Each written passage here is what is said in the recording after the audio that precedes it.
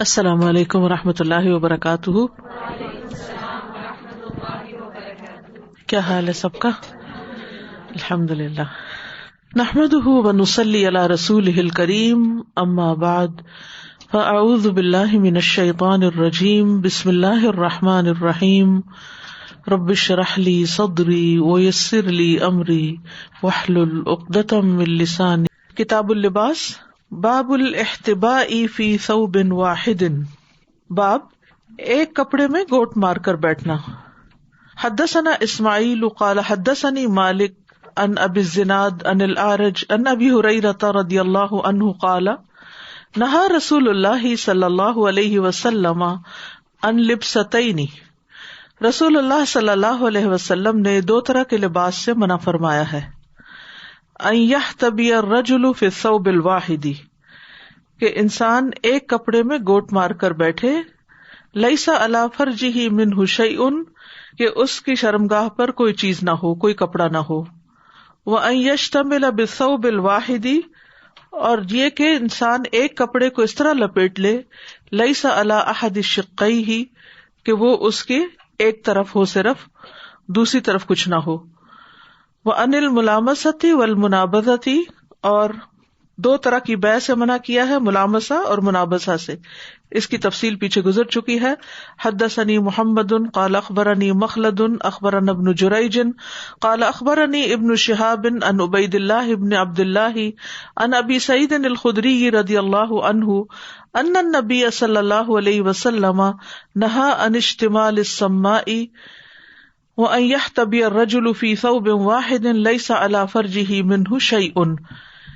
ابو سعید خدری رضی اللہ عنہ سے روایت ہے کہ رسول اللہ صلی اللہ علیہ وسلم نے اشتمال السماء سے اور ایک کپڑے میں گوٹ مار کر بیٹھنے سے، جبکہ اس کی شرمگاہ پر کپڑا نہ ہو، منع فرمایا ہے. یہ جو دو طرح کے کپڑے پہننے سے منع کیا ہے، اور خاص طور پر ایسا لباس پہن کے کہ جس سے پہن کے بھی انسان ننگا رہے اور ستر پوشی نہ ہو، اور پھر یہ ہے کہ اس طرح بیٹھنے سے بھی منع کیا گیا ہے کہ جس سے انسان کی شرمگاہ جو ہے وہ آگے بالکل کھلی محسوس ہو، کیونکہ اس میں عریانی پائی جاتی ہے، اور عریانی اور فحاشی جو ہے وہ اللہ تعالیٰ کو پسند نہیں، اور جو لوگ اس طرح کے کام کرتے ہیں ان کی مشابہت بھی درست نہیں. ہاں، اگر انسان اپنے گھٹنوں پہ ہاتھ رکھ کے بیٹھنا چاہے، لیکن اگر لباس باپردہ ہے تو بیٹھنے میں کوئی حرج نہیں. یعنی یہ نہیں کہ مطلقاً بیٹھنا اس طرح منع ہے. اس طرح کا لباس پہن کر جس میں انسان ننگا ہو وہ بیٹھنا منع ہے.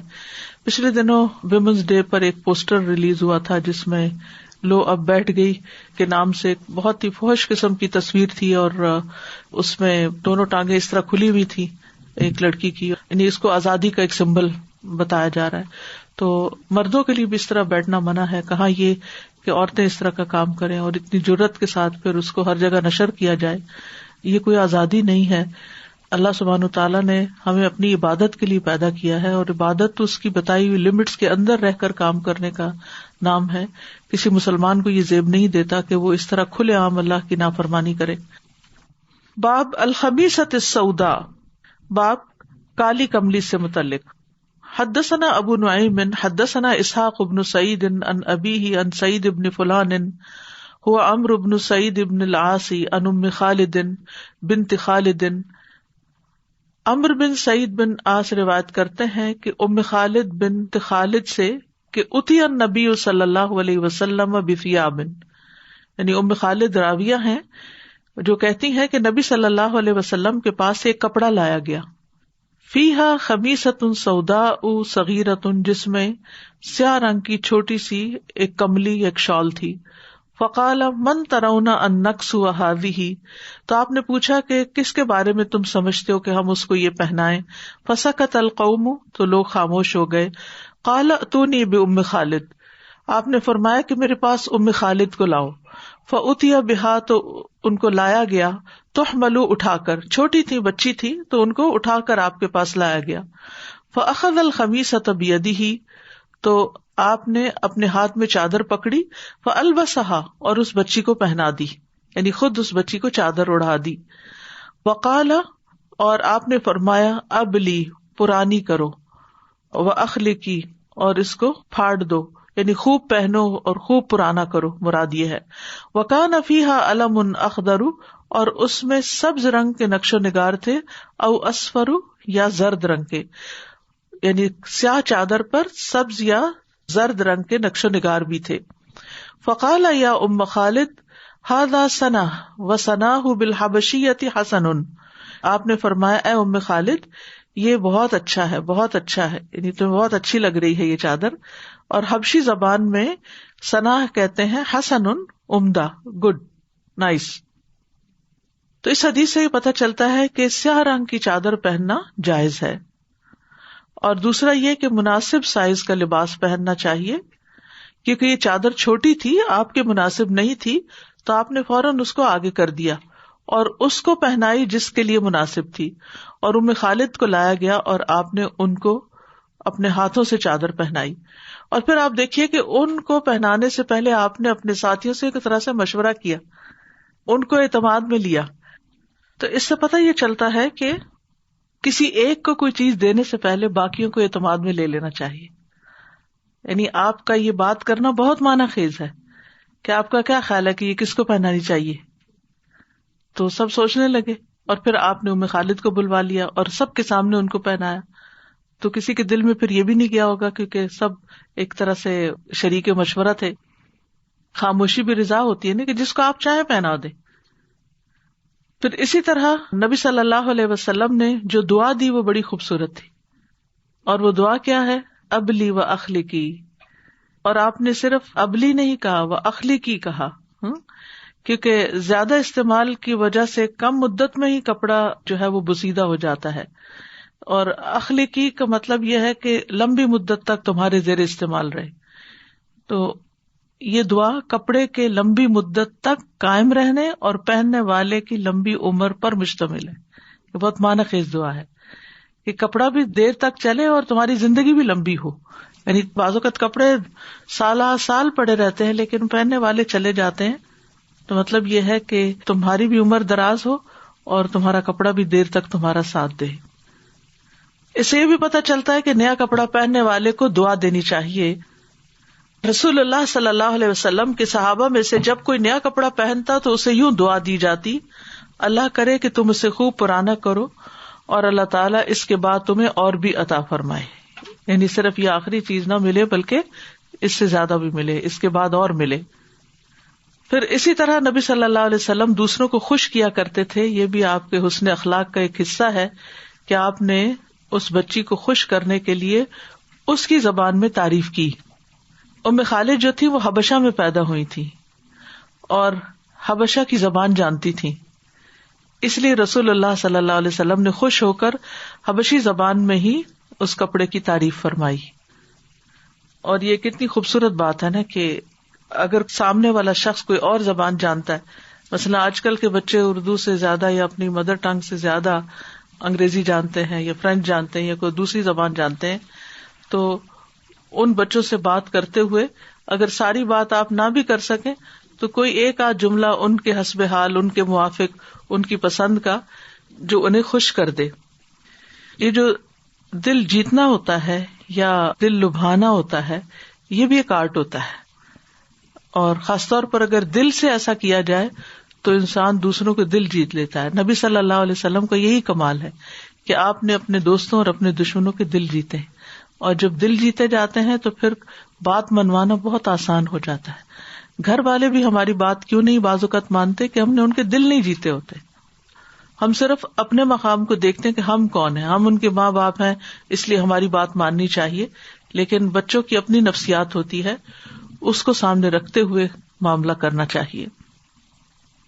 ایک اور روایت میں آتا ہے کہ رسول اللہ صلی اللہ علیہ وسلم اس چادر کے سرخ یا زرد نقش و نگار دیکھنے لگے اور فرماتے جاتے ثنا ثنا، بہت خوبصورت، بہت خوبصورت. پھر اسی طرح یہ ہے کہ نبی صلی اللہ علیہ وسلم نے صرف عربی زبان میں ہی بات نہیں کی بلکہ دیگر زبانوں میں بھی تھوڑی تھوڑی بات کی ہے. اسی طرح مختلف قبائل کے لوگ جب آپ کی خدمت میں حاضر ہوتے تو بعض اوقات ان کی کولوکیل لینگویج میں بھی آپ ان سے بات کرتے تھے.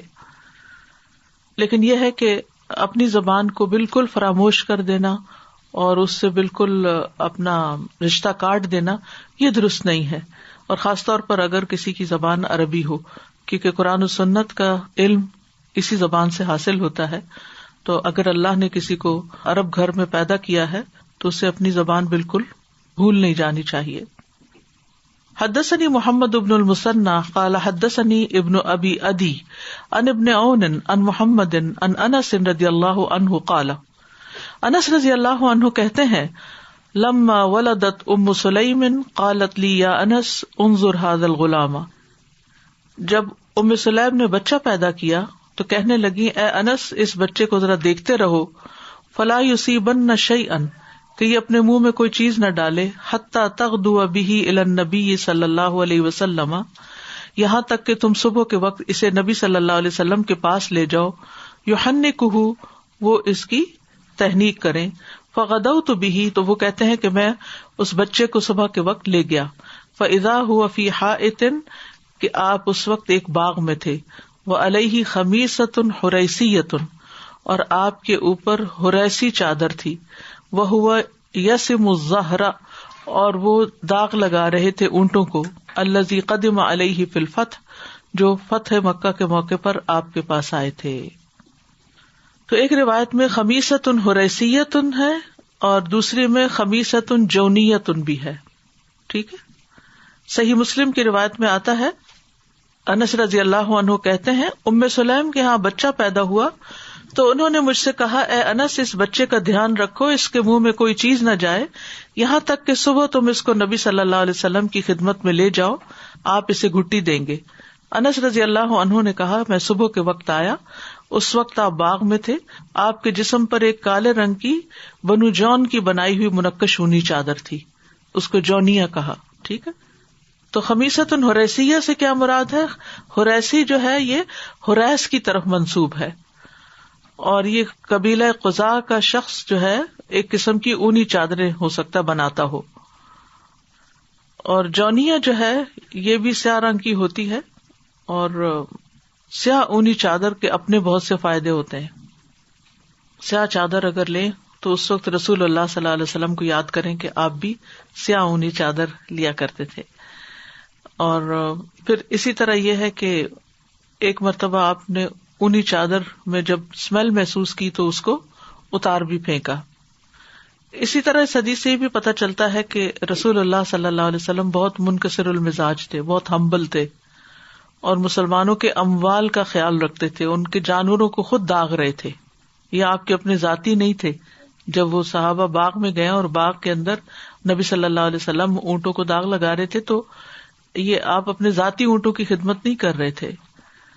اور اونٹوں کو داغ لگانے کا جواز بھی یہاں سے پتہ چلتا ہے علاج کے لیے، اگرچہ اس میں کچھ تکلیف ہوتی ہے لیکن یہ کہ جب ان کو خارش وغیرہ ہو جاتی ہے تو اس کے علاج کے لیے ایسا کرنا درست ہے، اور پھر اس سے مال کی حفاظت بھی ہوتی ہے.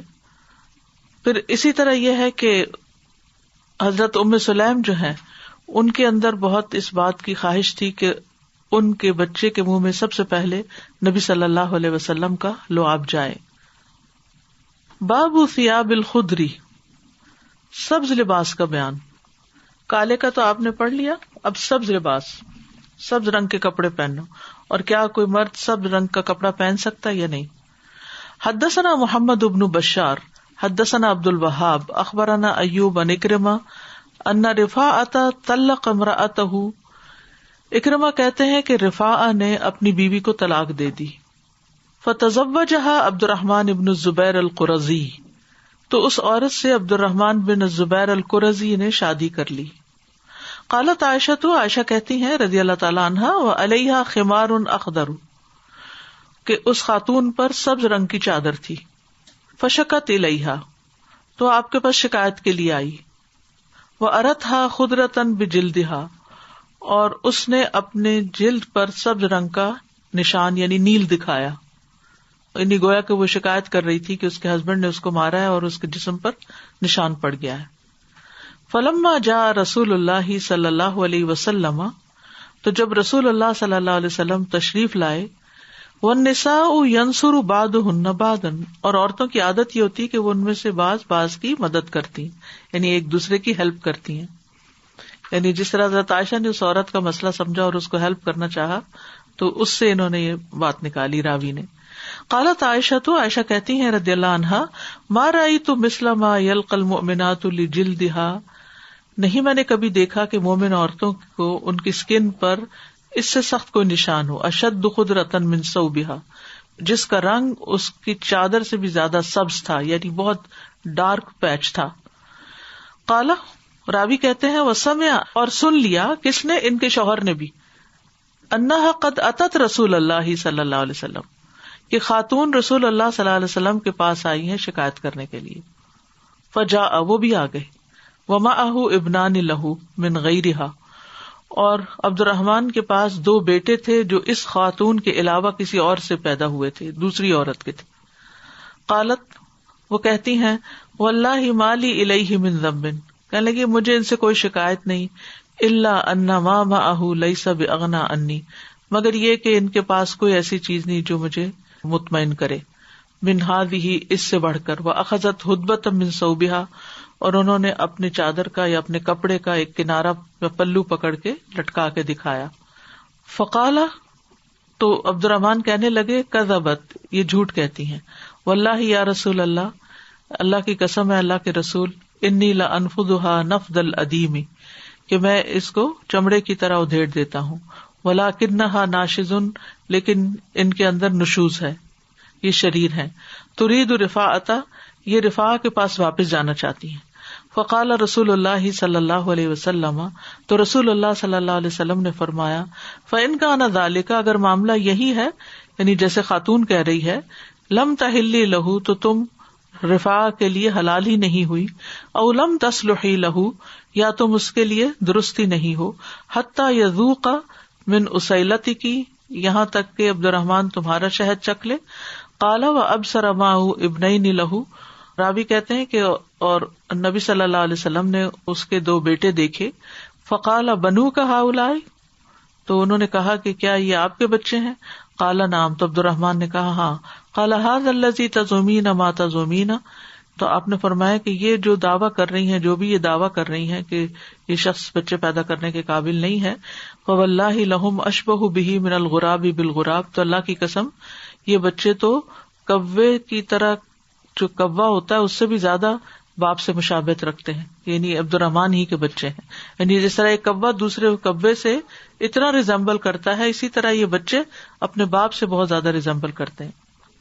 بہرحال اس حدیث کو یہاں اس مقصد کے لیے لایا گیا کہ اس میں سبز رنگ کے کپڑے کے استعمال کا جواز ملتا ہے.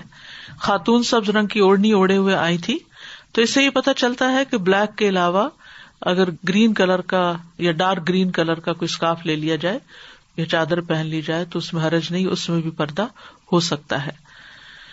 پھر یہ ہے کہ سبز رنگ ویسے بھی پسندیدہ رنگ ہے. اہل جنت کے ریشم کے سبز لباس کا ذکر آتا ہے، یعنی اہل جنت میں سبز ریشمی لباس پہنے ہوئے ہوں گے. عالیہم ثیاب سندس خضر و استبرق. لیکن سبز رنگ کو صرف سمبل بنا لینا کہ یہ اسلام کا رنگ ہے، تو یہ کہیں سے دلیل سے ثابت نہیں ہے. سبز رنگ رنگوں میں سے ایک رنگ ہے، پسندیدہ رنگ ہے. پھر اس حدیث سے بھی پتہ چلتا ہے کہ نبی صلی اللہ علیہ وسلم کی بھی سبز چادر تھی. ابو رمثا سے مروی ہے، وہ کہتے ہیں میں اپنے والد کے ساتھ نبی صلی اللہ علیہ وسلم کی خدمت میں حاضر ہوا. میں نے دیکھا کہ آپ کے بال کانوں تک تھے، ان میں مہندی کے رنگ کی جھلک تھی، اور آپ 2 سبز چادریں اوڑھے ہوئے تھے، یعنی اوپر نیچے کی دونوں چادریں سبز تھی، یعنی پورا لباس آپ نے سبز پہنا ہوا تھا. ہمارے ہاں عام طور پر مردوں میں سبز لباس پہننے کا رواج نہیں، لیکن اگر شرٹ وغیرہ کوئی گرین پہنی ہے یا اوپر سے کوئی چیز جیکٹ یا کوئی سبز یا ایسے رنگ کا پہنا ہے تو وہ کوئی غیر اسلامی نہیں ہے. عورتوں کے لیے بھی سبز رنگ جائز ہے، مردوں کے لیے بھی سبز رنگ جائز ہے. نبی صلی اللہ علیہ وسلم نے سبز چادر میں طواف بھی کیا تھا. یعلا کہتے ہیں کہ نبی صلی اللہ علیہ وسلم نے طواف کیا جب آپ استوا کیے ہوئے تھے، یعنی چادر اس طرح پہنے ہوئے تھے کہ ایک کندھا آپ کا ننگا تھا، اور چادر سبز رنگ کی تھی. جبریل علیہ السلام کے پروں کا رنگ بھی سبز بتایا جاتا ہے. عبداللہ رضی اللہ عنہ سے روایت ہے کہ انہوں نے اللہ کے فرمان لقد رأى من آیات ربہ الکبریٰ، بلا شبہ اس رسول نے اپنے رب کی بعض بہت بڑی نشانیاں دیکھی. اس کی تفسیر کرتے ہوئے فرماتے ہیں کہ آپ نے ایک سبز قالین دیکھا جس نے آسمان کے کناروں کو ڈھانپ لیا تھا، اور وہ کیا تھا؟ حضرت جبریل علیہ السلام کے پر تھے جو ایک دوسرے کے ساتھ اس طرح تھے جیسے گرین کارپٹ ہوتا ہے. کتنا خوبصورت ہوگا وہ. اور کرمانی خطابی کی پیروی کرتے ہوئے کہتے ہیں کہ ممکن ہے جبریل علیہ السلام نے اپنے پر پھیلا دیے ہوں جیسے کہ کپڑا پھیلایا جاتا ہے، یعنی کھول دیے ہوں. کبھی مور کے پر کھلے ہوئے دیکھتے ہیں، وہ بھی گرین رنگ کے ہوتے ہیں. پھر اسی طرح ابن مسعود سے مروی ہے، وہ کہتے ہیں کہ رسول اللہ صلی اللہ علیہ وسلم نے فرمایا میرے پاس جبریل علیہ السلام ایک سبز لباس میں آئے جس پر موتی لٹک رہے تھے. یعنی ان کا لباس اتنا خوبصورت اللہ نے بنایا کہ اس میں موتی لٹک رہے. لیکن یہ ہے کہ وہ جس طرح اپنی شیپ چینج کرتے تھے لباس بھی چینج کرتے تھے. ایک اور موقع پر جب نبی صلی اللہ علیہ وسلم کے پاس سوالات کرنے کے لیے آئے تھے تو انہوں نے سفید رنگ کے کپڑے پہنے ہوئے تھے. ایک اور موقع پر بھی جب آپ کو دیکھا گیا تو آپ سفید لباس میں تھے، لیکن آپ کے پروں کا اگر رنگ سبز تھا تو اس کا مطلب ہے کہ اوریجنل جو آپ کی شیپ تھی اس میں گرین کلر تھا. جبریل علیہ السلام نے نبی صلی اللہ علیہ وسلم کو حضرت عائشہ کو جب دکھایا تھا خواب میں تو وہ بھی سبز رنگ کے کپڑے میں لپٹی ہوئی تھی. حضرت عائشہ سے مروی ہے کہ جبریل علیہ السلام ایک سبز ریشم کے ٹکڑے پر ان کی تصویر لے کر نبی صلی اللہ علیہ وسلم کے پاس آئے اور کہا بے شک یہ دنیا اور آخرت میں آپ کی بیوی ہیں. قیامت کے دن نبی صلی اللہ علیہ وسلم کو سبز حلہ پہنایا جائے گا. کعب بن مالک سے روایت ہے کہ رسول اللہ صلی اللہ علیہ وسلم نے فرمایا لوگوں کو قیامت کے دن اٹھایا جائے گا، میں اور میری امت ایک ٹیلے پر ہوں گے اور میرا رب مجھے سبز رنگ کی پوشاک پہنائے گا. پھر مجھے اجازت دی جائے گی اور میں کہوں گا جو اللہ چاہے گا، بس یہی مقام محمود ہے. یعنی جب ساری مخلوق کی زبان سے آپ کی تعریف جاری ہو جائے گی تو اس وقت آپ سبز رنگ کے لباس میں ہوں گے. اسی طرح تعزیت کرنے والے کو قیامت کے دن سبز حلے سے زینت دی جائے گی، یعنی سبز لباس اس کو پہنایا جائے گا. نبی صلی اللہ علیہ وسلم نے فرمایا جو اپنے مومن بھائی کی مصیبت میں اظہار ہمدردی کرتا ہے اللہ قیامت کے دن اسے سبز لباس پہنائیں گے جس کے ذریعے اس کو زینت دیں گے. پوچھا گیا اللہ کے رسول کیسی زینت؟ آپ نے فرمایا قیامت کے دن اس پر رشک کیا جائے گا، یعنی اس کو اتنا خوبصورت لباس ملے گا کہ دوسرے لوگ اس کا لباس دیکھ کر رشک کر رہے ہوں گے. کس کے لیے ہوگا؟ جو کسی کی مصیبت میں، کسی کے دکھ تکلیف میں اس کا دل اچھا کرے، یعنی خصوصاً کوئی فوت ہو جائے اس کی تعزیت جب کرے. جو کوئی اپنے مومن بھائی کی مصیبت میں اظہار ہمدردی کرتا ہے، یعنی جب کسی پہ کوئی کلیمٹی آتی ہے، کوئی پریشانی آتی ہے، کئی طرح کی پریشانیاں ہوتی ہیں، تو اس وقت اس شخص کے ایمان جانے کا بعض اوقات اندیشہ ہوتا ہے. بعض اوقات لوگ جو ہیں وہ اپنی جان تک کھو دیتے ہیں، تو اس وقت کسی کو سپورٹ کرنا، کسی کی ہمدردی کرنا، مثلا کوئی بیمار ہے تو اس کی ہمدردی کرنا. اب دیکھو کہ دو طرح کے ڈاکٹرز ہوتے ہیں.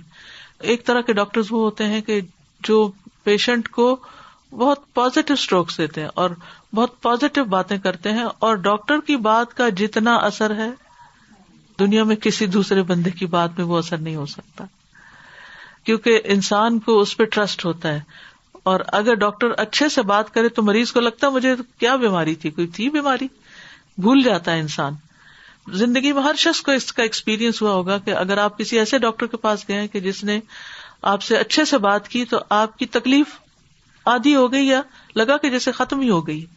اور اگر تھوڑی سی تکلیف میں آپ نے کسی ڈاکٹر سے بات کر لی اور اس نے مایوس کن باتیں کی اور تھوڑا ڈانٹ ڈپٹ بھی کی، کیا کھایا تھا، کیا کیا تھا، کیا اپنا حلیہ بنا رکھا ہے وغیرہ وغیرہ، تو اس سے انسان پہلے سے زیادہ بوجھل ہو کے آتا ہے. تو ہم میں سے ہر شخص اس مقام کو پانے کے لیے سوچے کہ اس کے پاس کون سا ایسا موقع ہو سکتا ہے کہ جس میں وہ کسی دکھی انسان کی دل جوئی کرے. یعنی ضروری نہیں ہوتا کہ مال سے مدد، ضروری نہیں ہوتا کہ اس وقت آپ اس کا پورا حال تبدیل کریں، وہ تو اللہ ہی کے ہاتھ میں ہوتا ہے. کسی کی سچویشن میں تبدیلی انسان نہیں کر سکتا.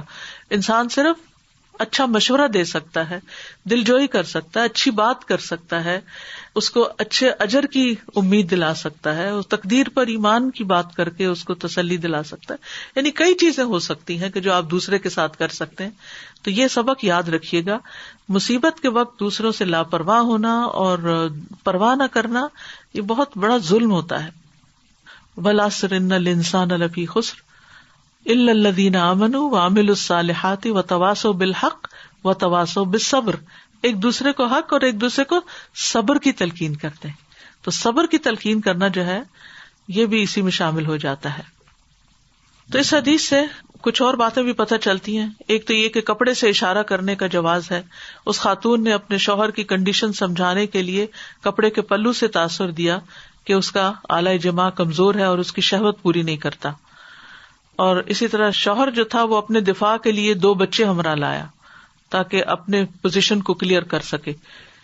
پھر اسی طرح یہ ہے کہ ان کے جسم پر جو نشان تھے خاتون کے جسم پر، وہ ہو سکتا ہے کہ ان کے نشوز کی وجہ سے شوہر نے ان کو مارا ہو، لیکن اس حدیث سے کچھ پتہ نہیں چلتا کیونکہ وہ بات بیچ میں ہی رہ گئی اور دوسرا واقعہ شروع ہو گیا.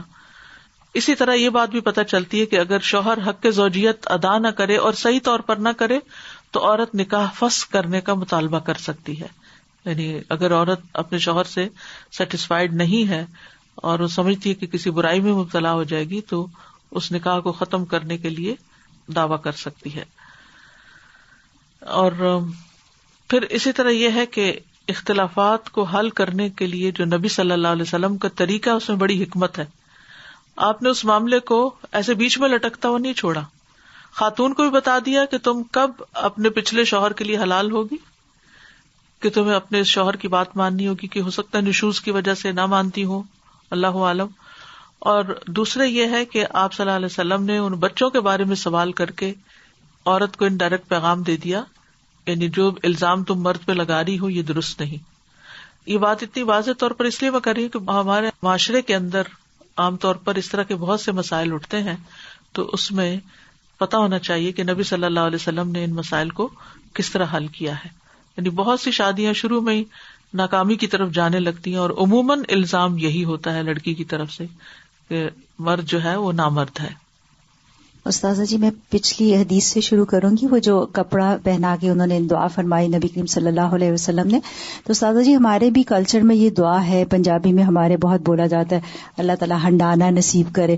تو لیکن میں یہ سوچ رہی تھی کہ آج پتہ چلا کہ حدیث سے یہ دعا جو ہے وہ منسوب ہے. ابھی تک تو ہم کلچرلی یا کچھ بھی کہہ لیں اس طور پہ دے رہے تھے، تو اگر حدیث سمجھ کے جب ہم دیں گے انشاءاللہ سننا سمجھ کے تو زیادہ ویلیو اس کی ہو جاتی ہے. اور دوسری بات اسی حدیث میں آپ نے فرمائی ایک دوسرے کی زبان بولنے کے حوالے سے، تو میں اپنی صومالین بہنوں کو بہت خراج عقیدت پیش کرنا چاہتی ہوں. وہ لوگ ہمیشہ اردو کا کوئی نہ کوئی لفظ، کوئی نہ کوئی جملہ ہمارے لیے بولتی ہیں، اور اللہ سبحانہ تعالیٰ سے میں دعا کرتی ہوں کہ اللہ تعالیٰ ہمیں بھی توفیق دے ہم بھی ان کی زبان میں ان کو کچھ. ان کے کتنے لفظ سیکھے اور کب ان سے ان کی زبان میں کمیونیکیٹ کیا، ہمیں بھی سوچنا چاہیے. People want me to say these words in English, so I'll just repeat. I just really truly appreciate my Somalian sisters. They always try to say some good words in our language, which is Urdu, and may Allah subhanahu wa ta'ala give us tawfiq that we say the same thing in Somalian language, so that we make you guys happy too, the way you guys make us happy by saying words in Urdu. MashaAllah. Jazakallah. سازا، ایک دفعہ کسی خاتون نے مجھے بتایا کہ کپڑے بن رہے تھے تو انہوں نے کہا کہ سبز شلوار نہیں بنانی، سبز جو ہے اس کلر کی شلوار بھی نہیں بنانی اور نہ کبھی جوتا پہننا. وہ اصل میں گنبد خضرا سے وہ لیتے ہیں، قید بھی ہوگی اس کی. تو اس طرح آپ دیکھیں خانہ کعبہ کا غلاف کس رنگ کا ہے اور آپ کے جوتوں کا رنگ کیا ہوتا ہے، اس کو کبھی نہیں کسی نے سوچا. I was thinking that how Holy Prophet ﷺ immediately went to the cause, for the reason why she was saying, and immediately told her the solution instead of even thinking about about the green mark, and he just went to the real thing about the conversation. Nothing unnecessary, no unnecessary talk, nothing, just what the real thing. Very valid point. ہمارے سامنے جب کوئی مسئلہ لے کر آتا ہے نا تو ہم اصل مسئلے کو چھوڑ کے یہ تمہارے ہاتھ پہ کیا ہوا ہے اچھا پھر اس کہانی میں لگ جائیں گے اور وہ بیچارہ مسئلہ لے کے وہیں کا وہیں کھڑا، اس کو نہیں حل کریں گے. السلام علیکم. I was just thinking of how Aisha radiallahu anha immediately took sides upon that, and it just kind of reminds me of myself. You know, in any conflict, at some point you take a biased view and you're like, well, of course the ban is wrong, you know, for sure. Subhanallah. And it was just that reaction of the Prophet sallallahu alaihi wasallam was, okay, let me listen to both sides. And it's just a reminder that we really need to be balanced in conflict. Yes. Furthering the point of Sister Wamboy here, I've heard a lot of stories in which women will tell me that they were abused and they were bruised and battered on their bodies, and they would convey this information to their families and the people who are closest to them, and the response that they would get is, be patient, to the point that there's a story of one woman who was rolled up in a blanket so that the bruises wouldn't show on her body and was beaten while she was pregnant. And we can see that Aisha radiallahu anha, she saw this mark and she took a stand. And she went and she helped investigate what's going on with this woman. So when we see something is happening, we should be balanced, but we shouldn't also be so quick to say that the husband is not at fault, you continue to be patient, nothing is wrong here. We have to stand up. یا یہ کہ husband is at fault, ایک طرف کی side نہیں لینی بلکہ معاملے کی حقیقت کو سمجھنے کی کوشش کرنی چاہیے.